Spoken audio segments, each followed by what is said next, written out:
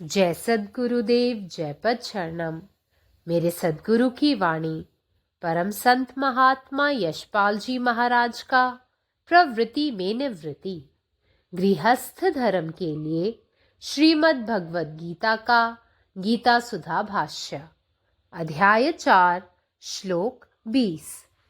त्यक्त्वा कर्म फलासंगम नित्य तृप्तो निराश्रयः कर्मण्यभिप्रवृत्तोऽपि नैव किंचित् करोति सः।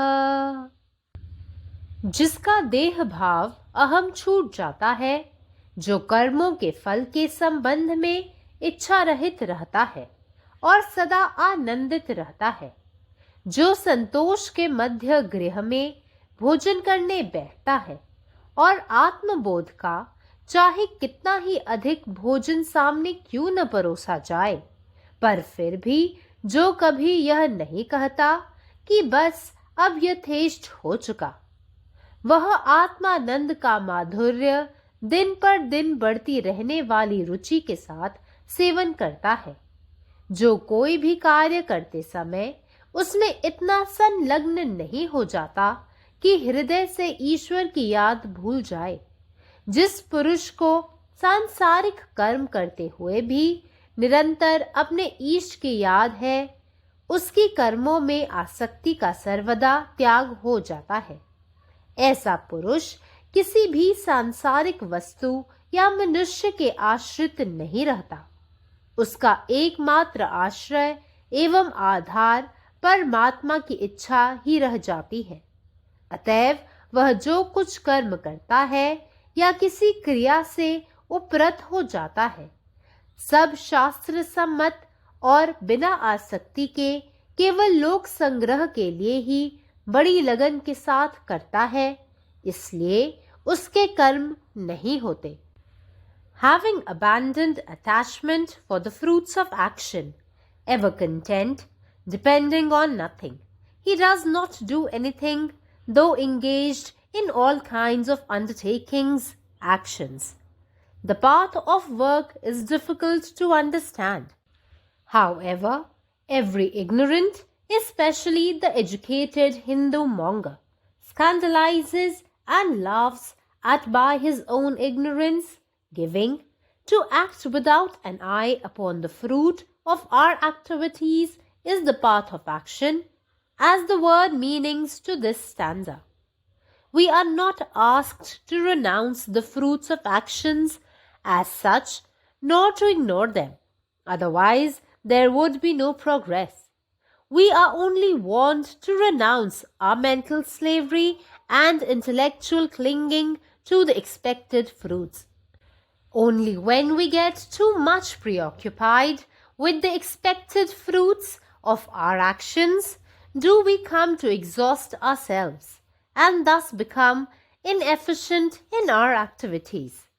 Forsaking, tyaktava, our clinging, sangam, to the fruits of actions, karam phalam, we are advised to strive for and to achieve happiness for the welfare of ourselves, the society, and the universe. Nitya triptah, ever satisfied, a perfect master has no clinging to the fruits of his actions.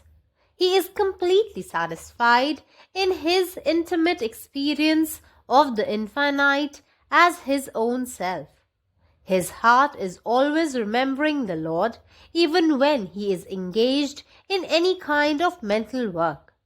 His only desire is continuous dhyan unto the feet of the Almighty, and he is always aware of the reality of his own self. Om. నా సద్గురు సందేశం గీతాసుధ పరసత్మాత్మ శ్రీ యశ్పాల్జీ మహారాజ్ వారిచే ప్రతిపాదించబడిన ప్రవృత్తిలో నివృత్తి గృహస్థ మార్గంలో గీతా భాష్యము అధ్యాయం 4 జ్ఞానయోగము శ్లోకం 20 త్వక్త్వా కర్మ ఫలాజ్ఞం నిత్యతృప్తో నిరాశ్రయః కర్మణ్యపి ప్రవృత్తోపి నైవ కించిత్ కరోతి సహా. ఎవరి యందు దేహభావం అంటే అహం తొలగి ఉన్నదో, ఎవరి కర్మఫలమునకు సంబంధించిన కోరికలు లేక జీవిస్తూ ఉంటాడో, ఎవరు సంతోషమనే గృహమునందు భోజనం చేయి కూర్చుని కోరినంత ఏమిటి ఇంకా అధికంగా ఆత్మజ్ఞానం అనే భోజనం వడ్డించబడినప్పటికీ కూడా చాలు, సరిపోతుంది, కావలసినంత లభించింది అని ఎవరు చెప్పరో, రోజు రోజుకు అధికమయ్యే ఆత్మాన రస మాధుర్యాన్ని ఎవరు సేవిస్తూ ఉంటారో, ఏ పని చేస్తున్నా కూడా హృదయంలో పరమాత్మ జ్ఞాపకాన్ని మర్చిపోయేంతగా ఆ పనిలో ఎవరు నిమగ్నం కారో, ఏ పురుషుడైతే ప్రాపంచిక కార్యములు చేస్తున్నా కూడా నిరంతరము తన నిశ్చయ జ్ఞాపకంలో ఉండి ఆ కర్మలందు శాశ్వతమైన త్యాగం కలిగి ఉంటాడో అటువంటి పురుషుడు ఏ విధమైన ప్రాపంచిక వస్తువులను లేదా మనుషులను ఆశ్రయించాడు. అతనికి మిగిలి ఉన్న ఒకే ఒక ఆశ్రయము, ఆధారము పరమాత్మ యొక్క ఇచ్ఛ, కోరిక మాత్రమే. అందువలన ఏ పని చేస్తున్నా లేదా ఏ కార్యక్రమం లగ్నమై ఉన్నా అన్నిటినీ శాస్త్రసమ్మతంగాను ఆసక్తి లేకుండాను కేవలం లోక కళ్యాణార్థము ఎంతో నిష్ఠతో శ్రద్ధతో చేస్తాడు. అందుచేతనే అతనికి కర్మలు ఉండవు. పరమాత్మ నీవే ఉన్నావు, నీ ఇష్టమే నెరవేరాలి. జై సద్గురుదేవ్, జై పశరణం. जय गुरुदेव, जय पदशरण. अध्याय 4, श्लोक 20. ज्याने अहंकाराचा त्याग केलेला आहे, जो कर्मांच्या परिणामाबद्दल इच्छारहित आहे आणि नेहमीच आनंदी आहे, जो समाधानाच्या स्थितीत जेवायला बसतो आणि जो आत्मसाक्षाराचे अन्न कितीही विपुल प्रमाणात त्याच्यासमोर दिले गेले तरीही तो कधीही पुरे झाले असे म्हणत नाही आणि दररोज वाढती आवड घेऊन आत्म आनंदाचा गोडवा अनुभवतो. जो व्यक्ती कोणत्याही कामात इतका कधीच मग्न होत नाही की तो त्याच्या हृदयातील ईश्वराचे स्मरण विसरेल.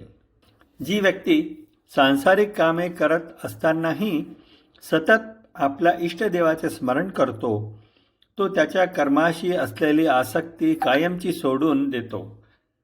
असा व्यक्ती कोणत्याही सांसारिक वस्तू किंवा व्यक्तीवर अवलंबून नसतो.